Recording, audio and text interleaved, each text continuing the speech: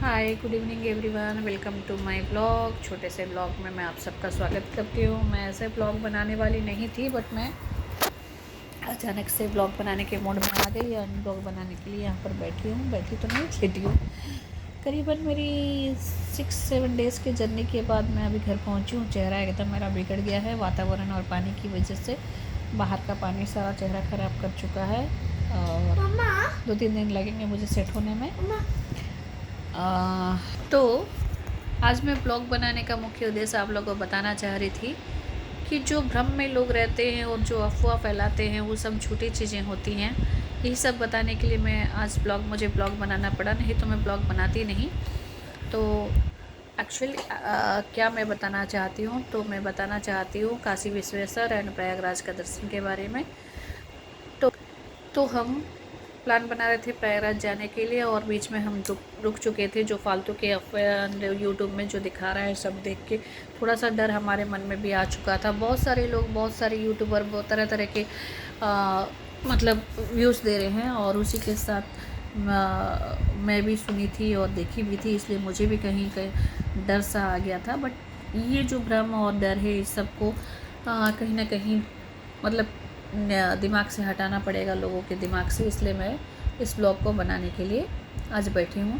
तो इस छोटे से ब्लॉग में मैं बताती हूँ प्रयागराज एंड काशी विश्वेश्वर का दर्शन के बारे में। तो देखिए, मेरा जो जर्नी स्टार्ट हुआ था, मैंने सोचा था वेडनेसडे का सुबह भोर 4 बजे हम लोग निकलेंगे प्रयागराज दर्शन के लिए, पुष्कर स्नान कुंभ मेला देखने के लिए। तो क्या हुआ, हमारा प्लान ऐसे ही बनते बनते वेडनेसडे का था और अचानक से मंगलवार के दिन हम लोग के दिमाग में आया वेडनेसडे मॉर्निंग जाएंगे तो एक दिन पूरा ख़राब हो जाएगा, तो हम ट्यूसडे को ही निकल जाते हैं नाइट को। तो हम ये प्लान कर ही रहे थे, अचानक से हमारे दोनों भाई का दुकान बंद हुआ और हमारे पतिदेव का दुकान बंद किया। हम लोग निकले हम रात के 12 बजे। मीनाक्षी भी आना चाहती है ब्लॉग में। हाय मीना, बोलो हाय हाय। अच्छा, हम प्रयागराज गए थे काशी, बनारस, प्रयागराज कुंभ मेला देख के आए, है ना। देख के आए, बहुत मजा आया। बहुत मज़ा आया। तो क्या हो गया था, हम निकले मंगलवार को रात को 12 बजे विशाखापट्टनम से। यहाँ से 1200 किलोमीटर की डिस्टेंस पे हम प्रयागराज गए थे। वेट करो बेटा थोड़ा सा। हाँ। तो हम निकले यहाँ से, हम निकले करीबन 12:05 में यहाँ से निकले एंड वहाँ पर हम पूरे 24-26 घंटे के बाद हम पहुँचे रात के 2 बजे। कौन से दिन? हमने मंगलवार को निकले और बुधवार के दिन रात को 2 बजे पहुँचे बनारस वाराणसी जो भी बोलते हैं, काशी विश्वनाथ स्थल, वहाँ पर पहुँचे। और वहाँ पर इतना हाउसफुल था कि कहीं पर रूम्स अवेलेबल नहीं हैं, क्योंकि दर्शकों की भीड़ इतनी ज़्यादा थी कि प्रयागराज में कोई रहने का व्यवस्था मतलब लॉज वगैरह नहीं है। आश्रम सभी फुल थे, इसलिए सभी लोग मैक्सिमम काशी में ही ठहर रहे थे, बनारस में। तो हम लोगों ने भी बनाया बनारस का में रहने के लिए। तो बनारस में हम रात का 2 बजे से पूरा घूमते घूमते हमको सुबह का 5 बजे रूम मिला और हम 5 बजे रूम लेके फिर हम रूम में स्टे किए। फ्रेश अप होके हम 8 बजे निकल गए। कहाँ निकल गए? प्रयागराज के लिए। प्रयागराज यहाँ वाराणसी से 120 किलोमीटर की दूरी है। और जो लोग बोलते हैं अफवाह, सब 1 घंटा 1.5 घंटा का रास्ता है, ऐसा नहीं है, 3 घंटा का रास्ता है। 120 किलोमीटर की डिस्टेंस पे है और हम प्रॉपरली वहाँ पर अच्छी तरह से पहुँच गए 10 बजे तक। एंड जो बात लोग बोलते हैं कि 20 किलोमीटर की दूर से चलना पड़ता है, 10 किलोमीटर चलना पड़ता है, अप एंड डाउन 20 हो जाता है, 25 हो जाता है, ये सब झूठी बातें हैं। ये सच है, लोग बोल रहे सच है, मगर चलना नहीं पड़ता है। 20 किलोमीटर की दूरी पर गाड़ियों को रोका जा रहा है ड्यू टू ट्रैफिक जाम। तो इन गाड़ियों को रोकते हुए धीरे धीरे हिला के आगे ले जाना पड़ता है गाड़ियों को। तो कुछ गाड़ियाँ छोड़ के फिर स्टॉप, फिर कुछ छोड़ के कुछ स्टॉप, इस तरह से हमको 20 किलोमीटर की जर्नी 4-5 घंटे में तय करना होता है। 4-5 घंटे ट्रैफिक में रहने के बाद फिर हम लोगों को फ्री में छोड़ दिया जाता है। वहाँ से हम निकलने के बाद हम 4-5 किलोमीटर की दूरी पर हमें फिर से रोक दिया जाता है। वहाँ पर गाड़ी को पार्क किया जाता है। गाड़ी को पार्क करने के बाद ज़्यादा से ज़्यादा 1 किलोमीटर चलना पड़ेगा। उसके बाद आपको टैक्सी वगैरह अवेलेबल मिल जाएगी। और टैक्सी वगैरह करने के बाद में आप टैक्सी में जाके सीधे कुंभ मेला में उतर जाओगे। और कुंभ मेला जाने के बाद तो घाट कई हैं, आपका जो मनपसंद घाट हो, आपको वॉकिंग डिस्टेंस पे जो भी मिलता है आप उसमें स्नान कर सकते हो। तो स्नान करने के बाद आप वहाँ से फिर से एज इट इज़ वैसे ही निकलोगे जैसे गए थे। फिर से आपको 1 किलोमीटर चल के आने के बाद फिर टैक्सी लेना पड़ेगा, फिर टैक्सी से आपके ऑटो लेना पड़ेगा, सॉरी टैक्सी नहीं ऑटो लेना पड़ेगा। फिर आप टैक्सी स्टैंड पे आ जाओगे, टैक्सी स्टैंड से फिर एज इट इज़ आप अगर प्रयागराज में ठहरे हो तो वहीं ठहरोगे, अगर नहीं आप बनारस में तो फिर से बनारस का जर्नी 3 घंटे का तय करके मम्मा आप आ मैं जाओगे। कुछ बोलना चाहती हूँ। हाँ बोलो मीनाक्षी। मैंने प्रयागराज पर कुंभ मेला के पास टेम्पल है ना, नहीं कुंभ मेला में टेम्पल नहीं है, कुंभ मेला नहीं, आप काशी आए थे, काशी में जो टेम्पल है हाँ, शिव जी का काशी। वहाँ पर दिखाओ। शिव जी का टेम्पल मैंने ये खाया था, काशी विश्वनाथ जी का टेम्पल मंदिर का। मेरे रूम तो मीनाक्षी को पसंद आ गया था मम्मा, काशी विश्वनाथ का मम्मी मंदिर का पास ही लाया 8। देखो। हाँ हाँ ठीक है। मेरी कंपनी से मीनाक्षी तो लेके हम आ गए। तो उसके बाद फिर क्या हुआ, हाँ। हम पहुंच गए रूम में। फिर नेक्स्ट डे हमारा विश्वनाथ जी के दर्शन मम्मी के लिए ये हम गए। आपके लिए। और वहाँ पर क्या है, दर्शकों की भीड़ इतनी ज़्यादा है, जो भी प्रयागराज जा रहा है वो बनारस आके काशी विश्वनाथ जी का दर्शन और भैरव जी का दर्शन करे बिना जा रहा नहीं है।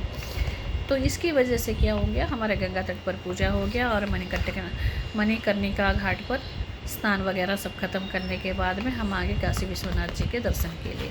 वहाँ पर जब लाइन लगाया गया तो वहाँ पर करीबन इतने दर्शक हैं, इतने दर्शक हैं, एक गाँव से ज़्यादा बड़ा लाइन है। सारे टिकट्स को बंद कर दिया गया है अवेलेबल। कोई बात नहीं, इतना बड़ा प्रयागराज में कुंभ में ही दर्शन इजीली हो गया और काशी विश्वनाथ का कैसे हम न करके आते। तो हम लाइन पे लगे रहे। करीबन 1:30 बजे से लाइन पर लगने पर हमारा दर्शन का टाइम 7 बजे आया। 7 बजे तक हमारा दर्शन हो गया।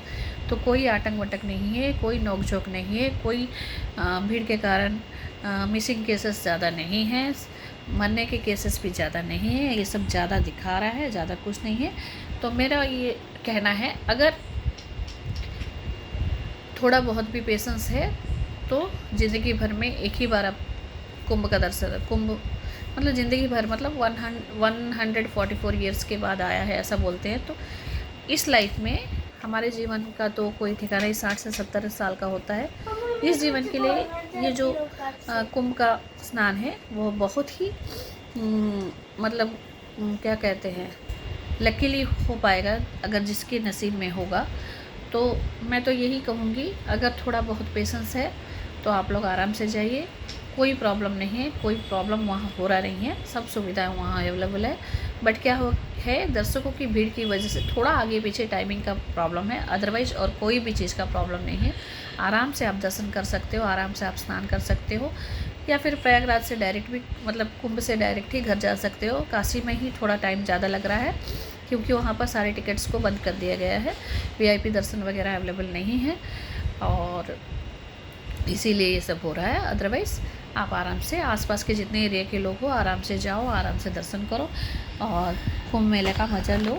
और यही तो मैं आप लोगों को सजेस्ट करूँगी, इससे ज़्यादा और कुछ नहीं करूँगी, क्योंकि ये अब मतलब क्या बोलते हैं, ये जो आपको स्कोप मिल रहा है वो दोबारा नहीं मिलेगा। ज़िंदगी भर का एक ही बार है आपको, इस जीवन का तो यही एक स्कोप है।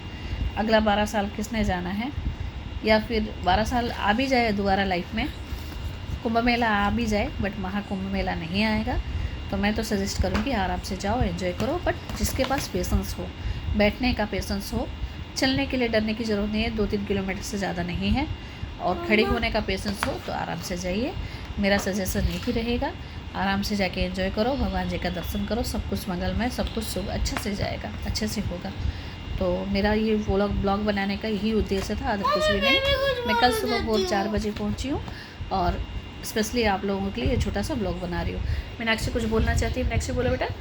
हाँ देखो, मैं बेड में आती हूँ, पहले गिफ्ट दिखा देती हूँ। देखो जल्दी। मैंने मोनी से में कॉटन कैंडी का है ना, उसका ये है बढ़िया। आप मत सोचो ये स्टिक है। हाँ जब मैंने देखा ये पेंसिल है।